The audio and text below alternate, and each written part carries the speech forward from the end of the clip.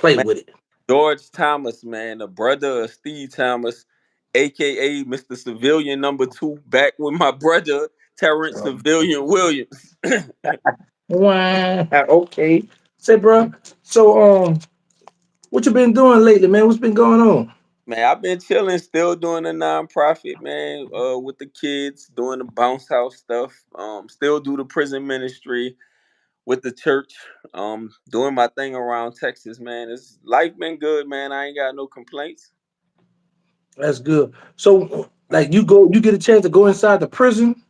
Yeah, so I got the last time we went to Forest City. So they didn't let me go inside the medium, but I had the chance to go inside the low. Why? What was the difference? I don't I was at the medium is the only thing I could think of, but I wasn't like really tripping. But they let me go in there and say my piece. This was a couple months ago too. So I went in there, got a chance to politic with the fellas, say my piece, man. Everything was good, man. I'm loving it. A chance to give back the way I look at it, because if they actually see the people who came from that lifestyle and walk that walk, they don't have no excuse when they get out here. So how was that experience? Like, you did time there and actually go there, and then you it's like now I'm here, I'm as a civilian. I get to talk to you guys, but I know what y'all going through because I was here before, and then you gotta leave, man. What was that like? The leaving part is the hurting part, because you feel like you're making a difference. And I know it sounds like cliche, but like when you doing what you think you was called to do, and I said think because some people aren't called, but if God calls you to walk that walk, it's like you get a joy out of helping people. So when it's time to leave, it's like bittersweet, like a hurting feeling because you're leaving them, but it's also joyous because you know you did your job. And the ones that take heed to it, you're like, okay, they gonna be all right when they come home. Man, that's good, man. I was like, man, that gotta be a wonderful feeling to just to be able to, I come from where y'all come from, so I know people could relate. And I know it's like guys may look at it like, you know what? If this man can go home, get his life together, then come back. Because some people be like, man, I ain't never come back over. I don't know, going to jail. All he coming to talk to y'all. I holler at y'all, make a video, send a CD in there. So, you know what I'm saying? For you just to Right. go back, you know what I'm saying, bro? That's pretty cool, man. That's pretty cool, man. That's real cool. I like that. So like, what you got coming up next? For us with the dying prophet, or like what y'all got going? So the church I attend is in Oak Cliff, Dallas. It's called PTW. So they do a bunch of mission trips. So they always going to other countries, predominantly the Hispanic countries, Honduras, Mexico, all those places. So the vision is to get to the prisons in those places. My pastor ain't okayed it 100% yet, because he be having his own agenda when he go there. But that's the vision that I see for now. So I always wanted to like bring that to him, but when I first got there, I had some stuff I had to work out with myself. So when they say when God call you, you ain't 100% yourself anyway, and everybody say, "Oh, I'm a change." Well, you ain't gonna never be 100%. So I get there, a whole bunch of kinks and stuff I had to work out. But now I get it as I got older. I'm like, okay, I understand. So this is why you got to do it this way and not the other way. So you don't get the big head and say, "Oh, it's me," because it ain't you. It's God working through you. Right. Got you. So how many of y'all go into these prisons? So what I got now is me, and like if I'm going locally, then I'll Hmm. pick somebody local to go with me. So it'll be one or two or three people to go in there. Because everybody they don't even want to do it. And I hate to say that, but a lot of people, if you ask them to come, one already got a prejudice mindset of what prison like, so they don't like to go. So the people that you want to come is usually the people that come from that walk of life. But the problem is getting them to commit. But that's why I say it got to be in your heart. But if you get the homies that been there, then they understand. So you go and make a purpose. But if you get a regular everyday civilian, they already got a different mindset of what you there for, what you did, like that type of stuff. Got you. Got you. Got you. So How many y'all go in there? 2 to 3 when you go in there. Okay, that's all. That's the limit that can go. No, you could go with Mo. That's just who I have with me because I bring the people with me that I know have the same passion that I have. So you the one that this you decide like what prison you want to go target. Yeah, so I gotta submit a request first, and then they gotta okay it. So if I say if I'm going to Louisiana, like, hey, I want to go. Like I even tried to go to Angola to see homie. He didn't want to see me, but I wanted to look in his eyes and, like I said, like talk to him man to man. So when I read all the stuff online, bro, um, it pisses me off, and I don't have no other choice words for it. But I'm like, man, y'all don't know half the stuff I go through. Like I really try to reach out to dude. I was trying to go to Angola and like see him. Well, like you had asked for a special visit to see Yeah, murder. I wanted to see him myself because I wanted to look in his eyes. Anybody can tell you anything over the phone, not talk, not say something, or send word through this one or that one. But when you talking to somebody face to face, you read body language. You could look in their eye. You know what's the truth and what's not the truth. So like that's crazy, man. For because like I'm just trying to just put this together. Like you really was like, look, man, I'm gonna come here. I'm gonna sit down and have a man to man talk with you. Yeah, that's what I wanted. So I sent him like 3 kites. Never responded back to me, not once. But I know he got it because when the NAACP contact me, that's the first thing they said. Oh, he got your letter. I said, well, why no response if he got my letter? So then one of them was like, yo, he thought you wanted to record the conversation. I said, record the conversation. I ain't on that type of time. I want to talk to you because I want to know where you at, man to man. Like I can't get into prison like that. So they was like, Mhm. this is what it is. And the dude was like, if I sign some affidavit, he was gonna raise the money to give my people what he owe them. This the NAACP talking. It's not him, but he's talking like through him. So I said, okay, if you could do all that, you could give my people what you owe them right now. And they went through all the stuff that they went through, and then he came back. I never heard back from him. So the first president, the one before he retired from Baton Rouge, dude was solid. Like he stayed on the up and up. He ain't know half the stuff that was going on.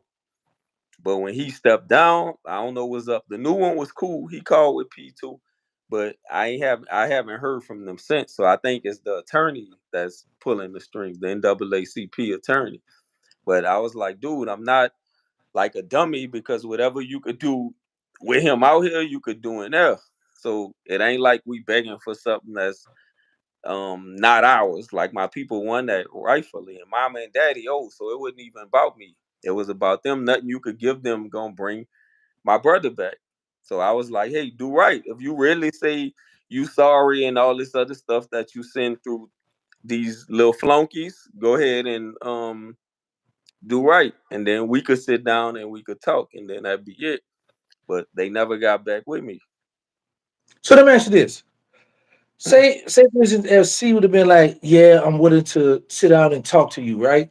Mhm. And y'all would have had a respectful conversation.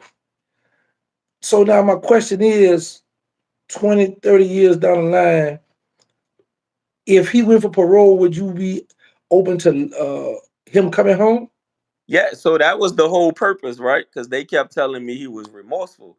So I was like, if you in prison, of course you're remorseful. The dude I did what I did to, I was remorseful when they said guilty. So I have no doubt that you remorseful because you're trying to come home. But if you Right. really telling me you sorry and you take these other steps to say, okay, I'm really sorry, this is what I'm doing, then I have no, because I already forgave you. Like I said, I wouldn't even be talking about this if I wouldn't have forgave him. I said that last year. Right. But if you really show me you sorry, then yeah, I would have said, hey, from the bottom of my heart, this is why I believe he is remorseful because of A, B, C, D, because you showed me that. So I'm not gonna go in there and try to cause more harm than good. Because your fight is with God, your fight not with me. So when you try all that like backdoor stuff, that's why I was like, yo, what type of time y'all on? Like I came to you man to man when you reached out to me. I didn't even have to talk to you. But I talked to y'all because I thought you was on some legit man to man time. And then when I said my parents didn't want to sit down, then the Kim Kardashian thing came out. So what I think happened, and I have no proof, is why I say think. So whatever little money that they had initially, I think you hit her off or you hit her people off, and then that's where the tweets come in. Because she already damn, she don't need your money, but you know how it worked with the sponsors and all that. So Right. assuming that's where it went to get the back end, because you figure you could try to do back those stuff, but you can't never like out smart God. And that's all I was trying to tell you. Like I was trying to come to you man to man to have a sit down. Because if I look you in your eye and you tell me a lie, then I know it's a lie. If you're telling me the truth, then I know it's the truth. But I can't even get that. Mm. And the crazy part about it is, you know, when people go up for parole or when laws come out, they always contact the victim's family. Right, And it's rare that you have family members that reach out to people in prison saying, "Hey, I want to come talk." Usually, the inmates be the ones to reach out. "Hey, man, can you come talk to me? Can I see you? Can I do?" Be right, reaching out, trying to, man. Look, I did this or that. Man, look what I'm doing now. Give me another shot. I've been gone this long time. I'm not a threat no more. Da, da, da, da. So one would think like, okay, this where the mindset at, you know. So, wow, man. So that's one of those situations where you like see like is you thinking right, or like see thinking like, well, maybe the people might be trying to get him to come in here, get a confession out me to keep me here if I file an appeal. You right. know, But I wouldn't even on that type of time. If I give you my word as a man, my word is all that I have. So that's how I was coming in there. And I'm like, yo, you had three kites before that to go off, so you know what I was saying was true. You just didn't want to hear it. That's why I said, like, my respect is for Master P. And people always ask me, how can I like respect one and not the other? Because Master P didn't have to do what he had to do. So the fact that P reached out, P apologized to me and my family, like that means a lot because he didn't have to do that. And like I said, he with the new NAACP guy in the Baton Rouge chapter, it was like if you need something, like holler at him to get through me. And he said it's spill, but like I wasn't going through all that because my problem not with you. My problem is what happened with my brother. So I want to hear from Cmurder. But I respect hearing from P because he didn't have to do what he had to do.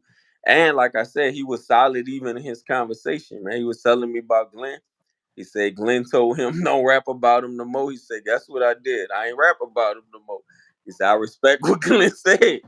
So Glenn was like, if you ain't breaking bread, don't put me in no rap songs. I'm trying to come home. You know, Glenn Metz, bless Danielle, let her Barack blessed Danielle, let her come home, but they ain't let Glenn come home.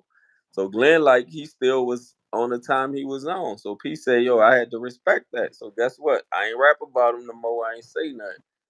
But he said the only thing he wanted to clear up because he saw the Boss Talk interview was that Pina didn't give him money to start his company. So he said Wango like basically lied about that part. But what he's telling me is the other 99% was correct. So that's why I was like, the flunkies I don't want to hear from. I heard from the people that matter and what they said, regardless of how you try to spin it, whatever the case. I knew the truth, and the people that matters already confirmed that they'll be doing the same thing that I'm doing. So the ones that don't matter, I'm like, man, like miss me with the bull. right, right, got you, man. So you got any um and what kind of social media you have where people could reach you at, or they could contact you on? Trinity Team. You can look me up on YouTube on Trinity Team. For Facebook, it's Jorge Damascus. So it's spelled Jorge, and then Damascus like Paul on the road to Damascus. I had to change my Facebook page because you see I'm passionate and I tell the truth about everything. So when they was talking about that vaccine stuff, I was like, don't take it. Now, I don't know how everybody else feel, but when it first hit the people that I saw at home, they was dying. Whether it was diabetes, heart failure, whatever, they had underlying conditions. So you should have never gave them the vaccine in the first place. So they was dying. So I did a skit on it telling people why not to take it. And I was showing my AT in the hospital, and the next thing I know, I had got banned, so I had to come back with a different name on Facebook. And Wow. IG is Troop GT3. So Okay, you got any shout outs you want to give before we get out of here? that's it, man. Two, like I said, man, the two people, well, three. So first, man, my brother Terrence Civilian Williams, salute Wow, I'm to in the the brother. building. And Yeah. everybody that's hating terrorists, I gotta say this: how can y'all hate a man that came home, put New Orleans on the map, and then made a way for you to make money? And everybody that came behind them, y'all telling y'all stories, y'all saying, "Oh, well, how come these gangsters on YouTube? How come this?" Y'all on YouTube trying to do the same thing. So why hate on a man that paved the way for you to make money and put the spotlight back on the city? So put some respect on my brother name. That's it. Period. Yeah, you did. I might get y'all a shirt. Wow. We out.